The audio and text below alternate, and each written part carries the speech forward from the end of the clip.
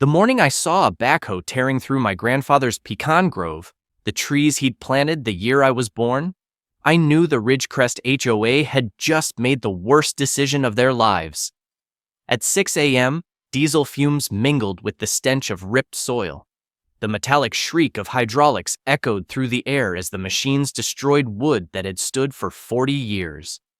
A foreman in a hard hat waved a permit signed by Veronica Ashworth, HOA president, real estate agent, and the sort of woman who calls a $900,000 ranch an eyesore. They said it was for a drainage pipeline, 48 inches of corrugated steel cutting across my land to dump their golf course runoff into the creek my cattle drink from. My compensation? $8,000, non-negotiable. Veronica assumed I was just another aging rancher she could push around. She didn't realize I'd been planning moves she couldn't even see coming. So tell me, what would you do if someone started building on your property without asking? And where are you tuning in from? Drop your location below. I need to know I'm not standing alone in this. My name's Cole Brennan, 54 years old, third-generation rancher, and if you ask my wife Shauna, too stubborn to quit anything. These 80 acres, my grandfather EMTT bought them back in 1957, fresh from the Korean War, $9,000 cash for land everyone thought was worthless. He spent 3 decades turning dirt into a legacy, digging wells, planting pecans, building fences under heat that could kill a horse. On my 25th birthday, he handed me the deed and said, "Don't let anyone take this from you." Now I run 40 head of Angus and keep bees. The land's paid off. Shauna teaches 4th grade, and our daughter Mariah just finished vet school, the first Brennan with a doctorate. We're not rich, but we're steady. That matters. Here's what nobody knows. 15 years ago, during the worst drought this county's ever seen, I bought a failing water company, Clearwater Solutions, for $340,000, registered it under EMTT Holdings LLC, hired someone to manage it. My name's nowhere on the books. Ghost owner, no publicity, no paper trail. Because in Texas, water isn't just a resource, it's power. Today, Clearwater serves 14 towns, including Ridgecrest. 5 years back, developers built Ridgecrest Estates, 350 homes, a golf course, spa, the kind of place where retirees play weekend cowboy. Houses sold before the foundations were poured. The HOA formed immediately. Veronica Ashworth, real estate agent, early investor, self-appointed queen bee, crowned herself president. Veronica wears $1,000 boots, drives a Range Rover with sold it plates, and uses words like optics. She calls my ranch rustic, the same way you might say condemned. Within 6 months, she'd lobbied to rezone the land around Ridgecrest, targeting my 80 acres for Phase 2, luxury homes, a boutique hotel, and a winery. She made 3 offers. First, $600,000. More than fair, she said. I refused. Second, $750,000, with blueprints in hand. Think of your legacy, Cole. Your grandfather would want you to be practical. I still said no. Third, $500,000. Take it or leave it. Property values are dropping. I left it. That's when the gloves came off. 6 months ago, Ridgecrest commissioned a drainage study. Their engineer, on Veronica's payroll, claimed my creek was the only viable outlet for their storm runoff. The county granted a permit under public necessity, a 48-inch pipe, 600 feet through my property. Compensation, $8,000. I called Buck Hollister, county commissioner and old friend. He pulled me aside, voice low. "Cole, Veronica's got the new county attorney wrapped around her finger. He signed it without even reading. It's legally worthless, but fighting it'll cost you 2 years and more money than you've got." His handshake was damp. His office smelled like burnt coffee and regret. I did the math. $15,000 retainer, $50,000 in court costs. I took the $8,000, signed the easement, but documented everything. Permits, survey stakes, emails, GPS coordinates, timestamps. Grandpa EMTT always said, "Pick your battles, but when you do, finish them." At the signing, Veronica handed me the check with a smirk. I'm sure you'll spend this more wisely than you maintain that barn. I suppose people like you are just built differently." She let the pause hang long enough to sting. I folded the check, smiled. "Appreciate your concern, Veronica." That night, I watched their crew under floodlights, machinery grinding through the soil, the sharp reek of diesel and crushed mesquite. Shauna brought me a beer. "It's just drainage, honey." "Not worth a heart attack," I nodded, jaw tight, not angry, just calculating. Veronica had given me every reason I needed. A week after the pipeline went live, my cattle stopped drinking from the creek. Not gradually, they just refused. 40 head of Angus, standing 10 feet from water they'd used their whole lives, bellowing like something was wrong. If you've ever raised cattle, you know, when they stop drinking, you've got 48 hours before it's bad news. I grabbed a jar, drove to the county extension office. The water tech ran the tests. 20 minutes later, he came back pale. "Your pH is 8.4. It should be around 7. Silt's 4 times higher than normal, and you've got traces of diesel, concrete leachate, and what looks like fertilizer runoff. This water's been contaminated recently. You got construction upstream?" "Oh, I had construction upstream. 600 feet of HOA pipeline dumping straight into my creek." I called Ridgecrest. Some teenage secretary answered, sounding like she was filing her nails. "Not our problem. Your cattle, your issue click. So much for customer service." I drove straight to the Ridgecrest clubhouse. Marble floors, chandelier worth more than my truck, air conditioning cold enough to see your breath. The place smelled like lemon cleaner and fresh paint. Elevator music looping endlessly. I waited 40 minutes while residents gave me looks like I'd dragged manure across their carpet. For the record, my boots were spotless. Finally, her assistant appeared. "Miss Ashworth will see you now." Veronica sat behind a glass desk in an office with floor-to-ceiling windows over the golf course. Didn't stand, didn't shake my hand, just glanced at her watch like I was wasting her time. I laid out the water tests, explained the contamination, and asked, politely, for remediation, a settling pond, filtration, something. She barely even looked at the paperwork. "Our engineer confirmed the pipeline meets all environmental standards. If your creek's contaminated, maybe your cattle are to blame. Ever think they're overgrazing and stirring up sediment?" I kept my voice steady. "Ma'am, I'm asking you to do the right thing." "Your runoff is poisoning my water," she smiled, the kind of smile that makes you instinctively check if your wallet's still there. "Mr. Brennan, Ridgecrest represents over $140 million in property value. Your ranch, at best, might be worth $800,000. The county agrees. Our priorities outweigh yours."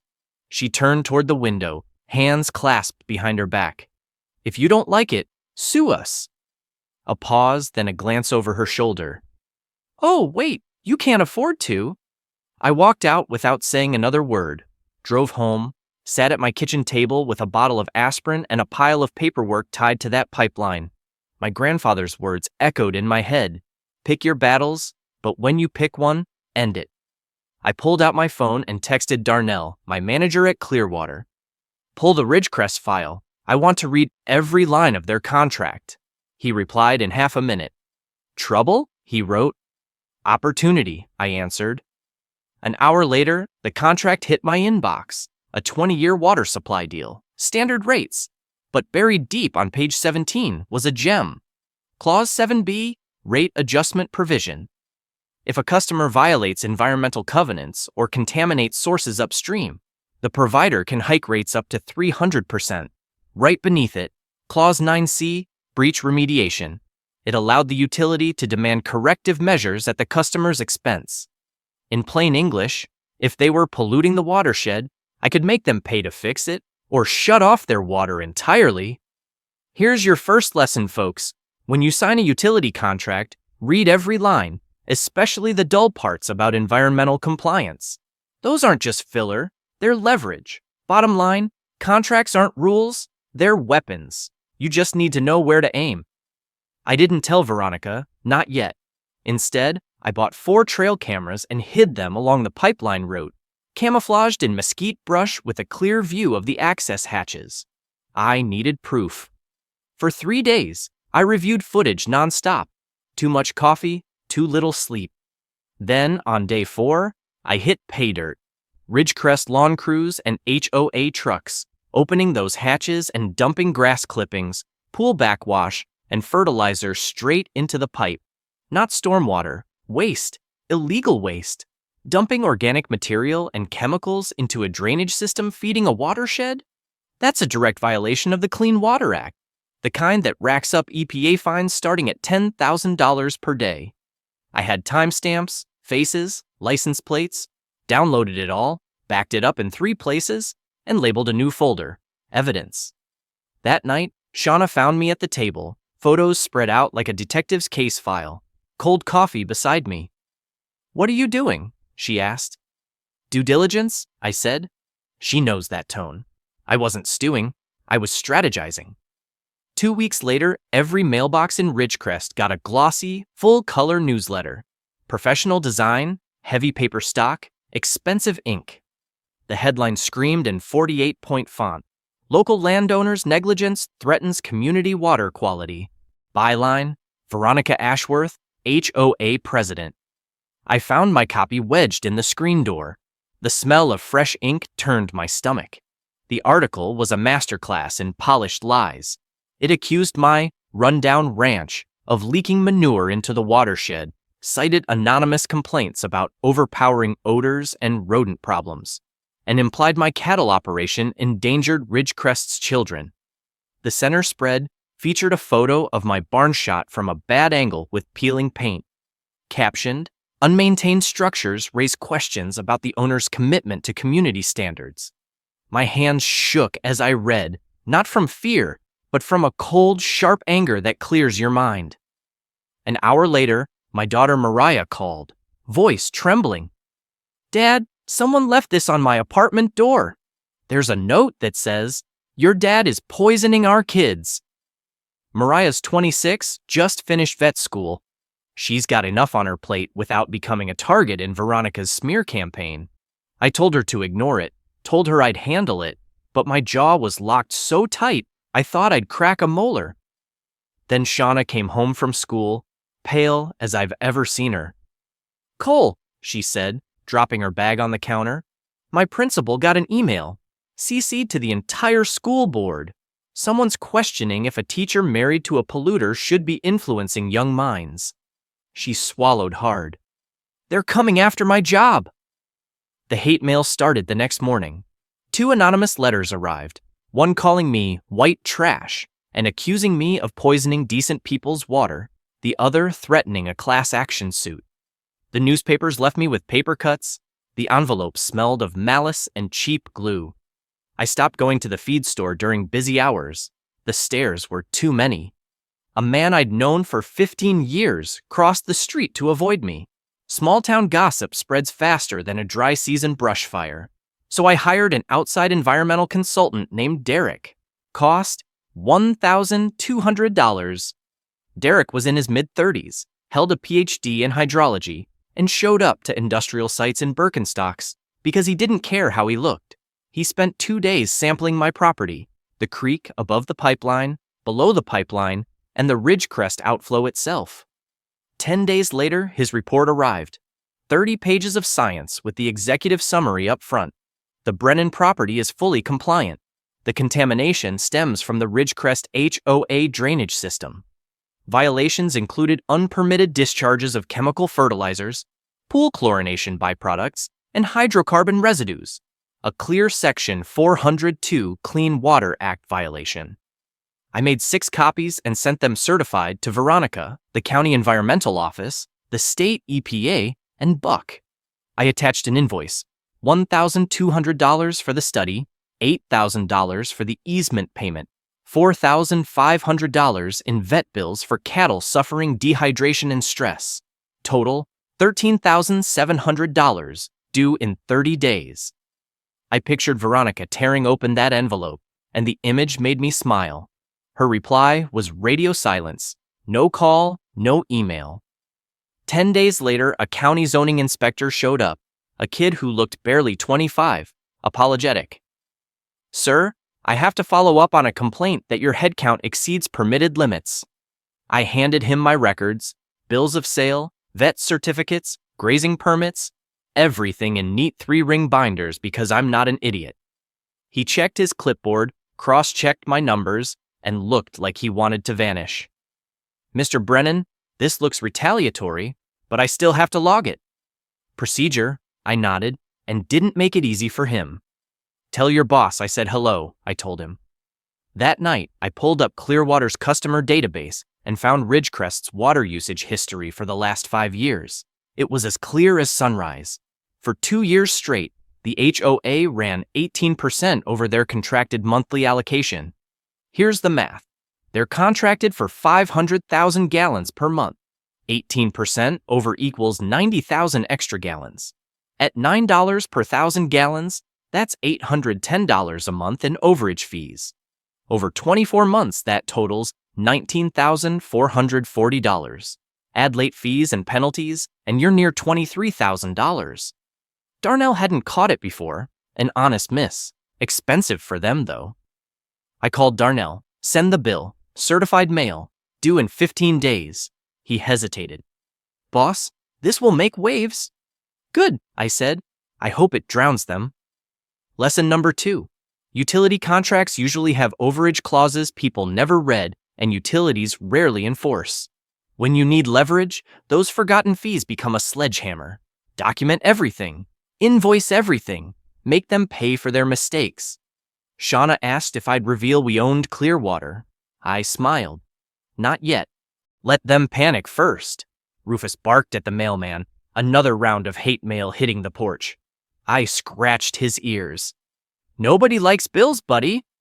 I woke at 3 a.m. to the sound of an engine idling on my land.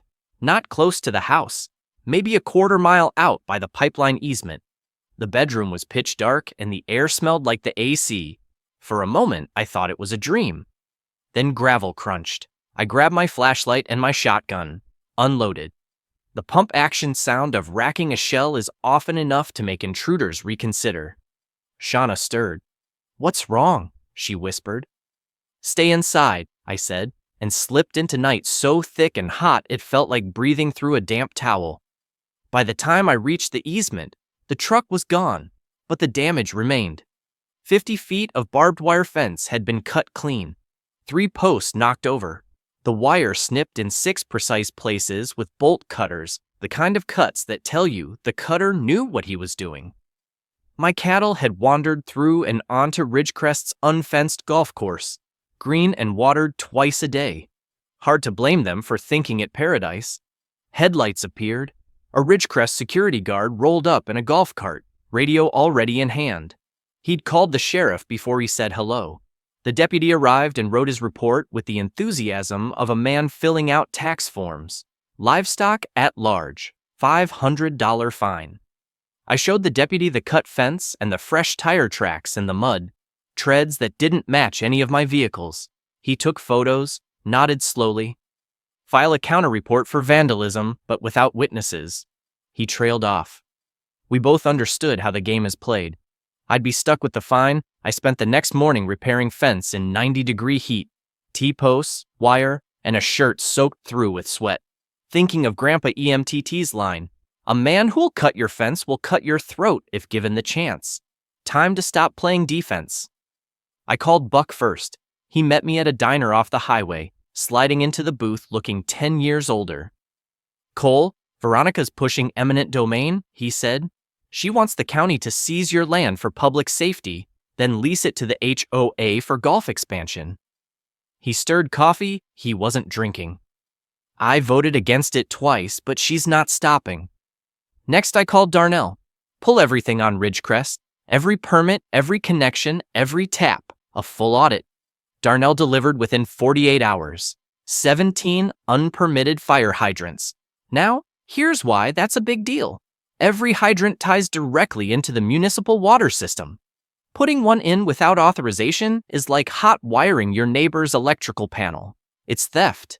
It drains system pressure for everyone else. And in Texas, Each unauthorized hydrant carries a $2,500 fine.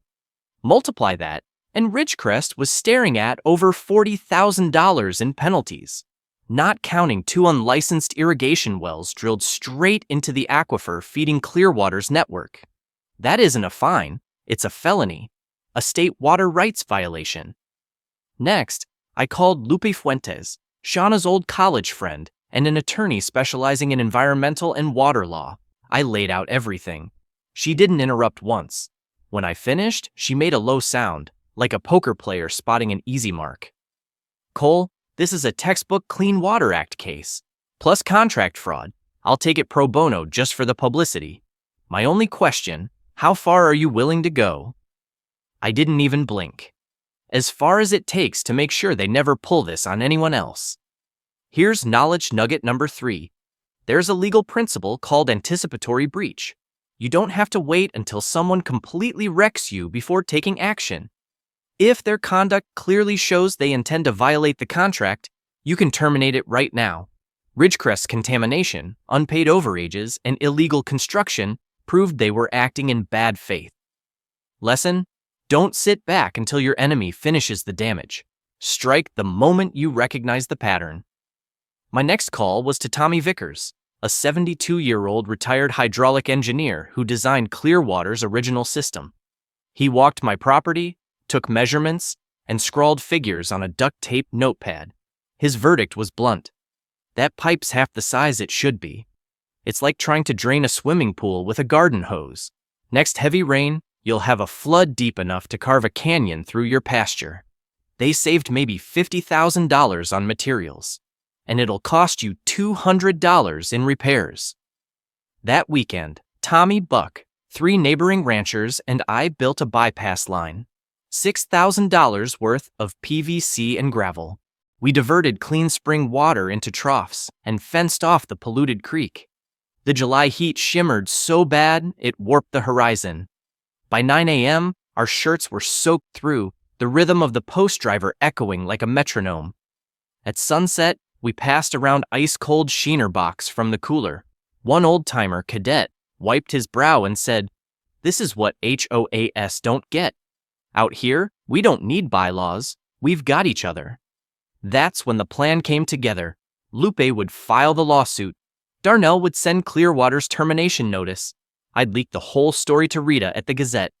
3 strikes, 1 week. That night on the porch, Shauna handed me a glass of lemonade. "You're enjoying this," she teased. I grinned. "Not enjoying, winning." 3 days later, the notice landed on Veronica's desk.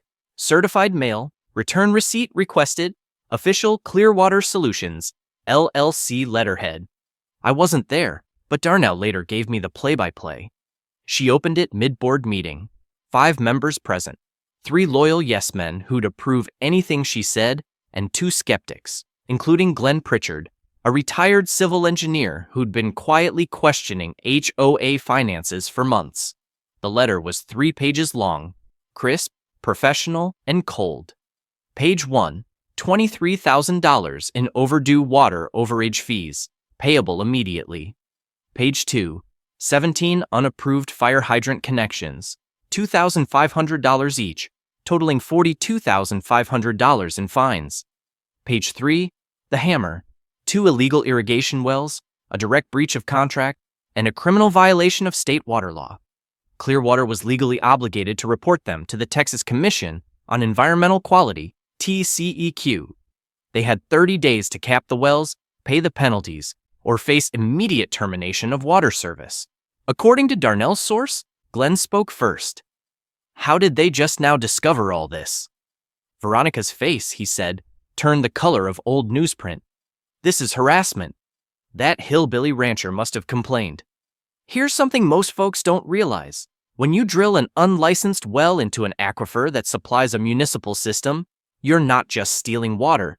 You're risking contamination for thousands. One bad bore can poison an entire region. That's why it's a felony almost everywhere. Texas fines start at $10,000 per day once regulators are notified, and utilities are required by law to report it, not for profit, but for public safety.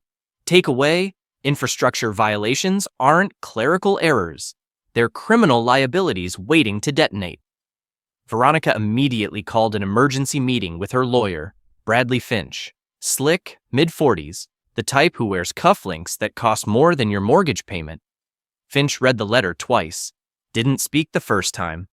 The second time, he set it down like it might go off. "This is serious," he said. "If Clearwater cuts your water, your property values will nosedive overnight. No water means no certificates of occupancy for Phase 2. You can't sell homes that can't legally be lived in." Veronica leaned forward.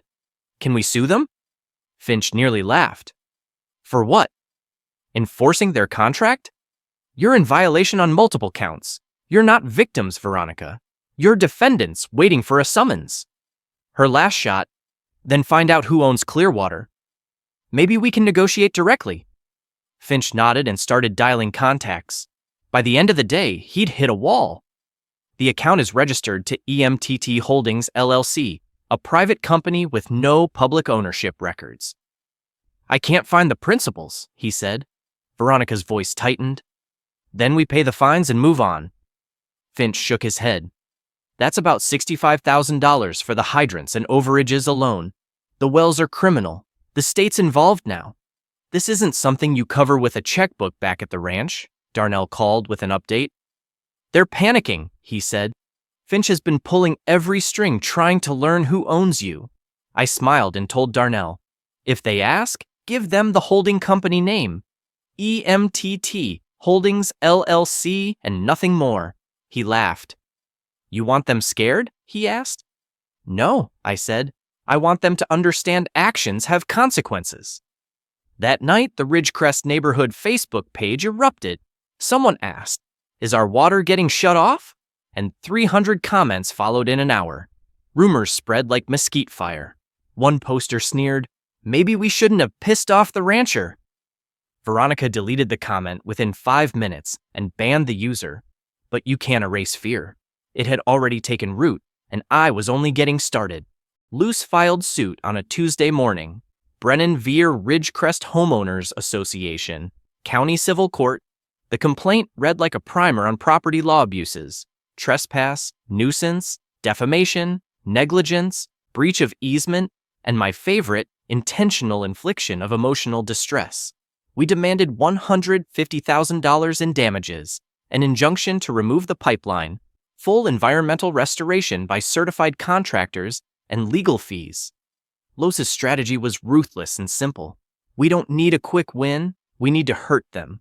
Discovery will drag every shady email, every suspect board vote, every lie Veronica told into the light. If she talked about sabotaging my fence or smearing me in writing, that's direct evidence of malice. And in Texas, malice can triple damages. Knowledge nugget number 4. In Discovery, you can subpoena emails, texts, and minutes. Casual messages and angry emails become admissible evidence. Deleting them is spoliation. Judges hate that. The lesson: your opponent's digital trail is often your smoking gun. People document their own wrongdoing. While Luce prepared the legal assault, I met with Rita Sandoval at the Cialo County Gazette. Rita's edited the paper for 20 years. She's watched this county shift from ranchland to gated greens, and she's not a fan. Her office smelled of old coffee and printer ink. Stacks of back issues lined the walls. I laid out the case. Photos of the cut fence, water tests, a timeline of Veronica's offers and threats, copies of the anonymous letters. She took shorthand that looked like hieroglyphs, then leaned back. "This is front page stuff," she said, "but I need one thing. Proof they knew they were contaminating your water and didn't care."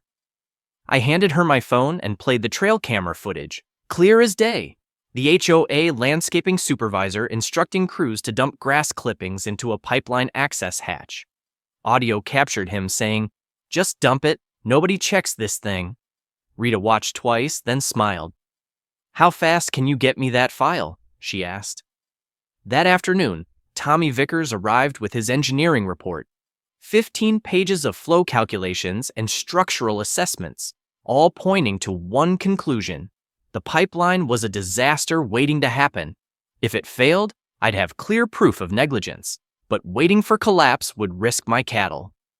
Tommy proposed an alternative. We'd already paid $6,000 to build a bypass. For another $12,000, we could install monitors, flow sensors, water quality meters, real-time logging. Then when the pipe fails, and it will, we'll have time-stamped, objective evidence of exactly what occurred. No he said, she said, just data. I wrote the check. Sometimes you spend money to establish an inconvenient truth. Next, Buck pulled public county records on Veronica's finances, property tax documents, court filings, mortgage records. Nothing illegal about looking, just public data. What we found was telling. Veronica owned 4 investment properties inside Ridgecrest, each mortgaged at roughly 90% LTV. She was leveraged up to her eyeballs. If property values plunged, say because of a water crisis, she'd be underwater on all of them. One resident posted online, "Our property values will tank if we lose water." He wasn't wrong, and Veronica knew it. Her empire depended on maintaining the illusion that Ridgecrest was pristine. Knowledge nugget number 5. In Texas, HOA assessments are effectively superliens. If homeowners don't pay, the HOA can foreclose and leap ahead of mortgage lenders. But here's the twist. If the HOA itself becomes insolvent, it loses the ability to enforce collections. The paradox means the more Veronica needed money, the less power she actually had to extract it. Financial leverage cuts both ways. Sometimes the best weapon is showing your opponent how close they are to collapse. The pieces assembled. Luce had filed suit and submitted discovery. Rita had her exposé ready. Darnell drafted Clearwater's termination notice, queued to land on day 31. Tommy's sensors were live and logging. My evidence folder was 3 inches thick, enough to bury Veronica in any courtroom in the state. Late one night, Shauna found me at the kitchen table surrounded by spreadsheets and court filings. The laptop made the room feel like a war room. She set down a cup of tea I hadn't asked for. "You're going to give yourself a heart attack," she said. I looked up. "I'm going to give her one," I replied. Shauna smiled that smile that reminded me why I married her. "Then make sure she sees it coming," she said. I grinned. That was the plan. Veronica thought she could bully a rancher. She'd forgotten ranchers are patient. We plant seeds and wait for harvest. Her harvest was about to come due. Thursday morning, the Gazette hit doorsteps. Above the fold, HOA's pipeline problem. Rancher fights back. Rita's piece was surgical. She laid out the chronology. Veronica's 3 lowball offers. The rush job on the permit, the tainted water, Derek's environmental report. And smack in the centerfold, a still from my trail camera showing an HOA worker dumping waste into the pipeline. Faces blurred for legal reasons, but the HOA logo on the truck unmistakable. By noon, the paper's website buckled under traffic. By evening, Rita called. Letters to the editor were running 20-1 in my favor. The Ridgecrest Facebook group turned into a battlefield. Homeowners demanded Veronica resign. Others defended her, accusing me of opportunism. One thread got so heated the moderators shut it down, but you can't put out a fire once it's started. Veronica answered with a counterstrike that betrayed how cornered she'd become. First, she bought a full-page spread in Texas Living, one of those glossy mags the wealthy display on coffee tables to prove they're cultured. The piece, titled "The Truth About Rural Neglect," cast me as a greedy opportunist exploiting legal loopholes to extort hard-working families. The spin was artful, almost convincing. Buck's financial digging suggested it cost her about $15,000, money she couldn't really afford. 2 days later, she drove up to my barn unannounced while I was elbow-deep in a tractor that had been giving me grief since April. She stepped out of her Range Rover in heels that had no place on dirt and carried an envelope. "Cole, let's be reasonable," she said, handing it over. Inside was a cashier's check for $50,000 and a typed settlement agreement. I'd drop the lawsuit, publicly admit my cattle caused the contamination, and sign a statement praising the HOA's good faith. In short, $50,000 to be left alone.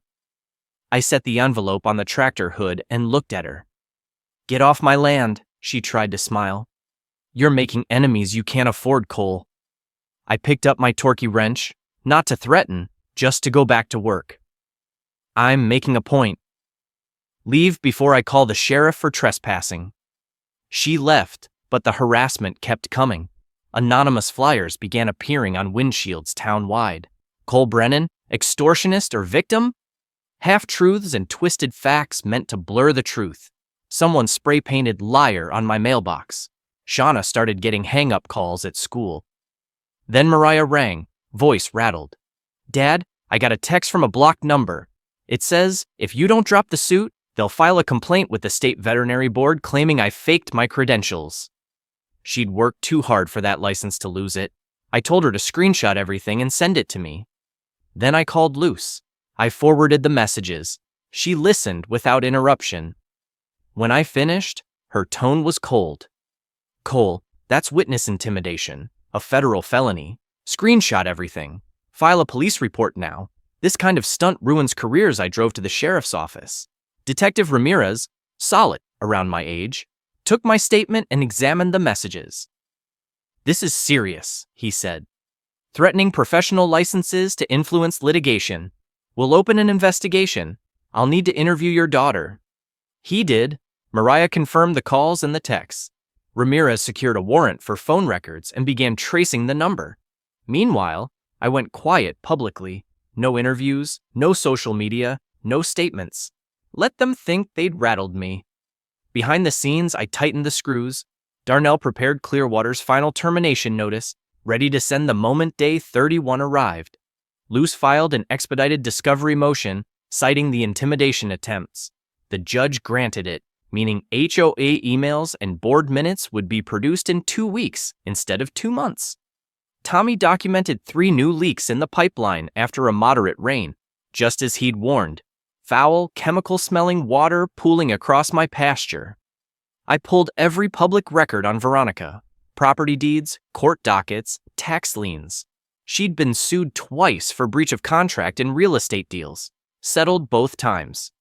A business partner from 5 years earlier had filed an allegation of fraud with the State Real Estate Commission.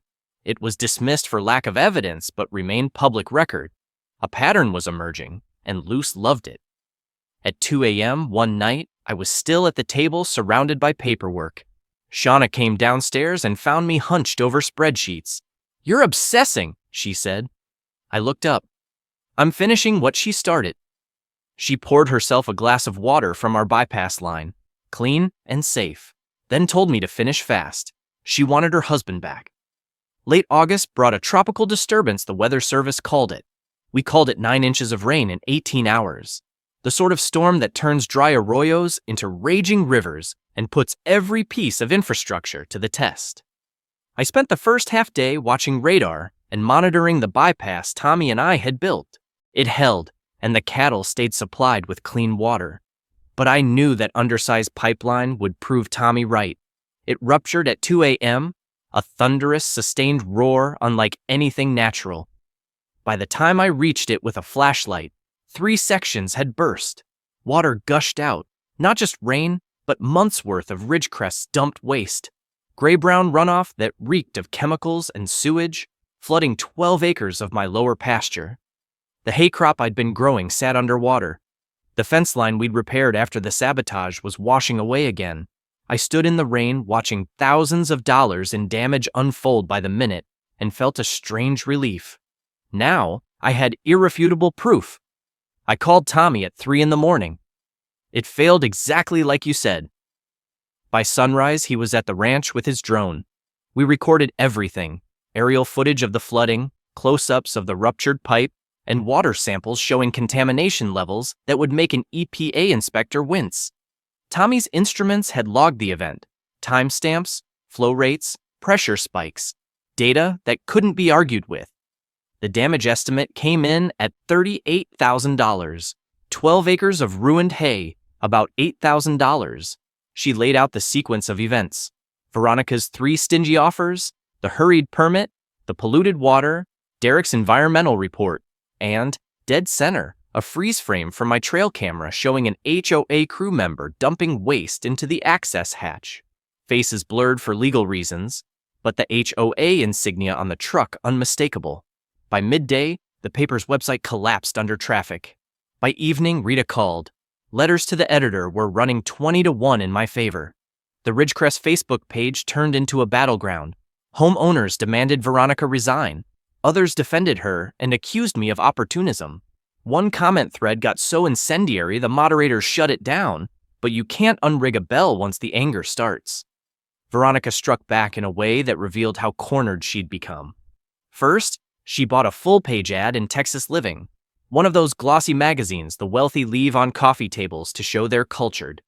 The piece, titled "The Truth About Rural Neglect," recast me as a greedy opportunist exploiting legal technicalities to shake down hard-working families. The spin was polished, almost convincing. Buck's financial digging put the ad's cost at about $15,000, money she probably didn't have. 2 days later, she pulled up at my barn unannounced while I was wrestling with a tractor that had been giving me grief since April. She climbed out of her Range Rover in heels that had no business on dirt and handed me an envelope. "Cole, let's be reasonable," she said, offering a cashier's check for $50,000 and a typed settlement. I'd drop the suit, publicly admit my cattle caused the contamination, and sign a statement praising the HOA's good faith. $50,000 to be left alone. I set the envelope on the tractor hood and looked at her. "Get off my land," she tried to smile. "You're making enemies you can't afford, Cole." I picked up my torque wrench, not as a threat, just to return to work. "I'm making a point.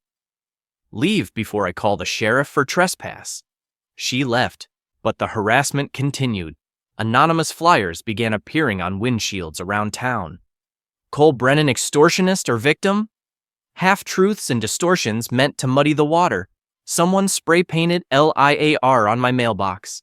Shauna started getting hang-up calls at school. Then Mariah phoned, voice trembling. "Dad, I got a text from a blocked number. It says, if you don't drop the lawsuit, they'll file a complaint with the state veterinary board claiming I faked my credentials." She'd worked too hard for that license to lose it. I told her to screenshot everything and send it to me, then called Luce. I forwarded the messages. She listened without interruption. When I finished, she was hard as ice. "Cole, that's witness intimidation, a federal felony. Screenshot it all and file a police report now. This kind of stunt destroys careers." At the sheriff's office, Detective Ramirez, a competent man about my age, took my statement and reviewed the messages. "This is serious," he said, "threatening professional licenses to influence litigation. We'll open an investigation. I'll need to interview your daughter Mariah, confirm the calls and texts." Ramirez obtained a warrant for phone records and began tracing the number. Publicly, I went quiet. No interviews, no posts, no statements. Their water could be cut within 72 hours, unless they paid every cent and cured every violation, which they couldn't, not in time and not with their finances. I scheduled a public town hall at the county courthouse. Topic: water rights and community accountability. Invitations went to every county commissioner, the regional EPA officer, Rita, every county journalist, and every Ridgecrest homeowner. The room held 200. I expected maybe 70. On the day, a waiting list formed. By 6:30 p.m., 15 minutes before the meeting, 240 people were crammed inside, and another 50 stood in the hallway. Fluorescent lights buzzed. The air smelled of old wood, nervous sweat, and the hush before a storm. Metal chairs scratched linoleum, phones recorded. This wasn't just a meeting. It was an event. I sat in the back row in a cap, jeans, and a flannel shirt, just another rancher. Veronica sat front row with Bradley Finch, both wearing faces like people waiting for a firing squad. She kept checking her phone for a miracle that didn't come. Buck Hollister, county commissioner, moderated and opened with the basics. "We're here to address the dispute between Mr. Cole Brennan and the Ridgecrest HOA. This is a public forum and everyone will have a chance to speak." Luce took the podium with the calm force of a prosecutor. She walked the room through a timeline projected on screen, showed photos of the cut fence, presented water test results, played the trail cam video of HOA employees dumping waste into the pipeline, and itemized financial damages down to the dollar. She introduced Tommy, who explained plainly how an undersized pipeline was doomed from day one. This wasn't an accident, it was negligence. Saving a few thousand on materials cost me $38,000 in flood damage, deprived Ridgecrest residents of water for 36 hours, and violated state and federal environmental laws. The audience murmured. Several Ridgecrest homeowners looked stunned. They'd been kept in the dark. Luz finished by laying out my requests: fix the contamination, pay damages, and stop the abuse. Then Carla Jennings from the EPA, stern, no nonsense, stood and announced the state had opened an investigation into unpermitted discharges and illegal well drilling at Ridgecrest. Potential fines topped $200,000 and criminal charges were being considered. Veronica pushed past Finch's attempt to stop her and grabbed the mic. "This is a witch hunt," she declared.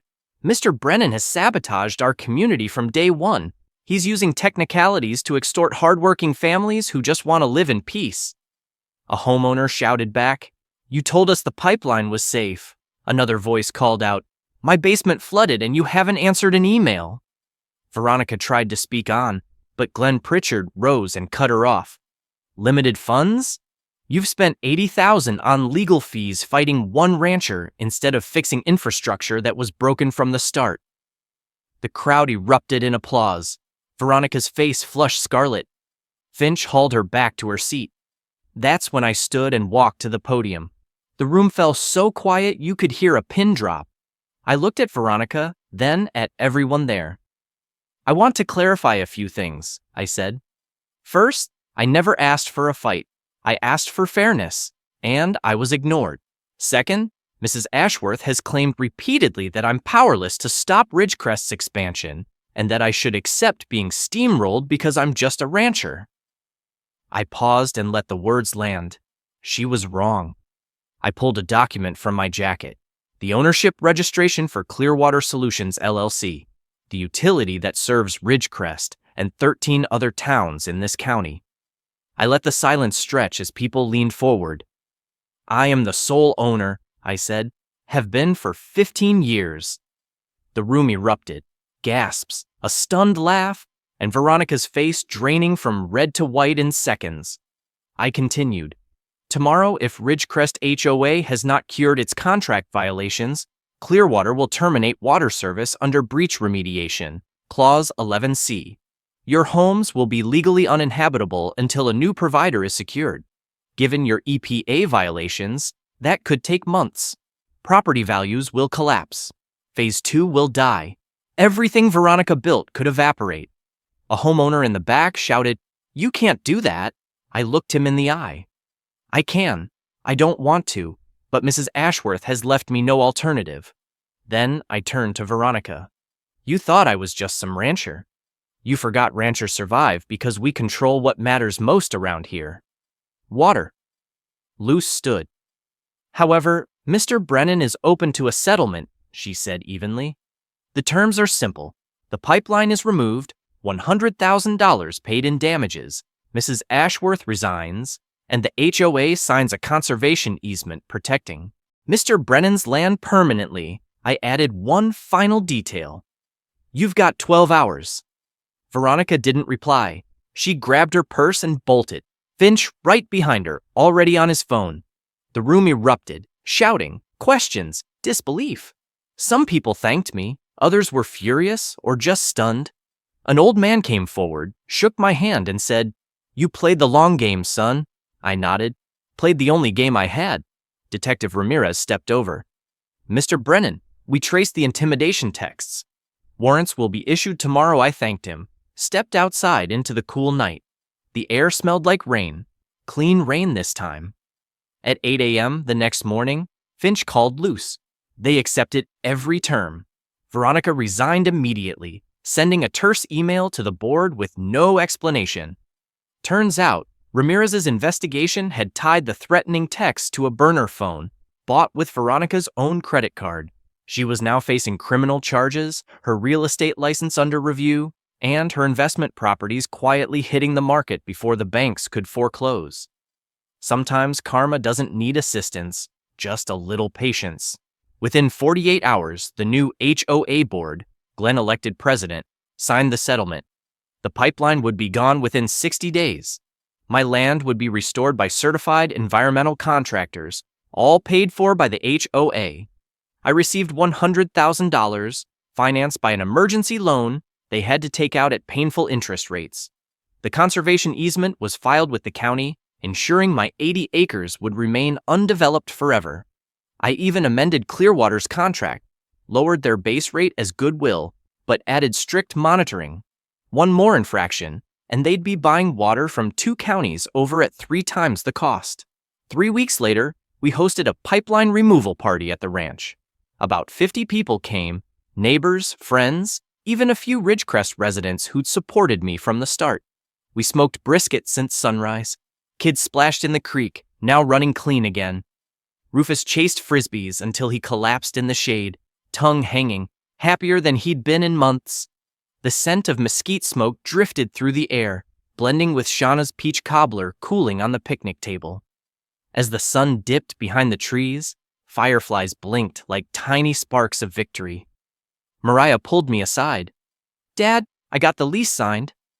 The clinic opens next month. I'd given her $50,000 from the settlement to launch her veterinary practice, something she'd tried to finance for a year. Now she didn't need investors. "Grandpa would be proud," she said. I smiled. "He'd say we're just looking after our own." Buck found me by the creek and handed me a beer. "You made enemies, Cole, but you made more friends." I looked around at everyone eating, laughing, celebrating something bigger than a court win. "I just wanted to be left alone," I said.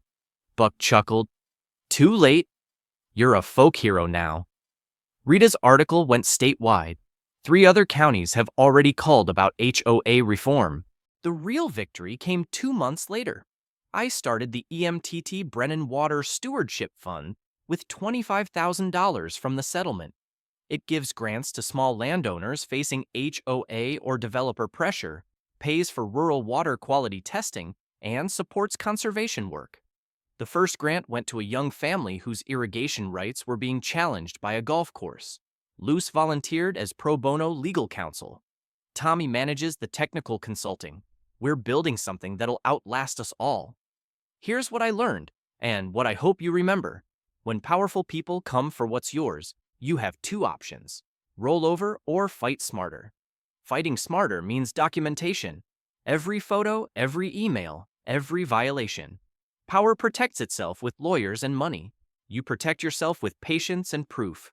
And if you control something they need, whether it's land, water, or knowledge, use it without apology. Not for revenge, for justice. Under new leadership, the Ridgecrest HOA reached out last spring. They proposed partnering on a creek restoration festival, an annual event. Shauna's students plant native grasses, volunteers clear invasive plants. The golf course cut pesticide use by 60% and added a rainwater capture system. We're not friends, never will be, but we're functional. And sometimes that's enough. Now I'm sitting on my porch watching the sun sink behind the hills.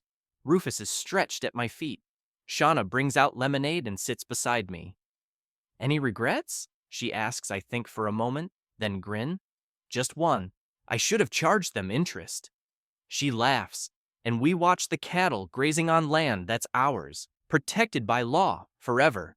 Some battles you fight with fists, others with patience. This one, I won with water. And now, I'll ask you, if you've ever faced an HOA nightmare, if you've ever stood up to someone who thought they held all the power, share your story below. How did you fight back? What worked? What didn't? The more we speak up, the harder it gets for bullies to win. And if you believe in standing up to petty tyrants, hit that subscribe button. Next week, I'll tell you about the neighbor who tried to steal my water rights, not knowing I'd been recording every conversation for 6 months. You're going to love that one.